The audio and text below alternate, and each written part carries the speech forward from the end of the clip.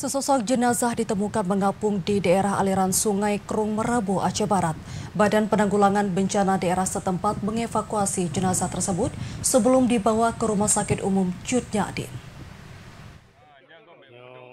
Jenazah seorang warga Kawai 16, Kabupaten Aceh Barat berhasil dievakuasi tim Badan Penanggulangan Bencana Daerah atau BPBD Kabupaten Aceh Barat.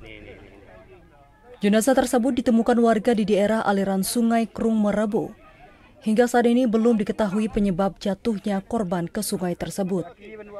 PLT Kepala BPBD Aceh Barat, Teku Ronald Nehdian Syah mengatakan, setelah menerima laporan terkait adanya jenazah di daerah aliran sungai, tepatnya di Kampung Pasi, Aceh Baru, pihaknya langsung menurunkan tim ke kawasan tersebut dan berhasil mengevakuasi jenazah hingga dibawa ke Rumah Sakit Umum Cut Nyak Dien Melabu.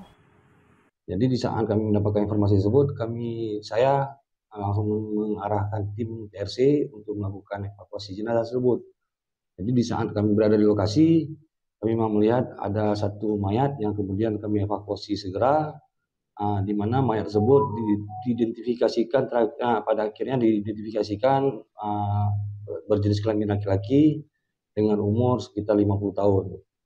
Dan kemudian juga kami mendapat informasi bahwa nama yang menjadi korban adalah Yuni Sarma. Lalu setelah kami mengevakuasi, kami langsung mengantarkan jenazah tersebut ke Rumah Sakit Cut Nyak Dien. Sebelumnya jenazah berjenis kelamin laki-laki ini sempat tidak dikenal karena tidak memiliki identitas.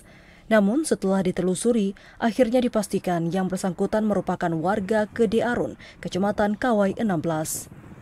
Dari Aceh Barat, Azhar TVRI melaporkan.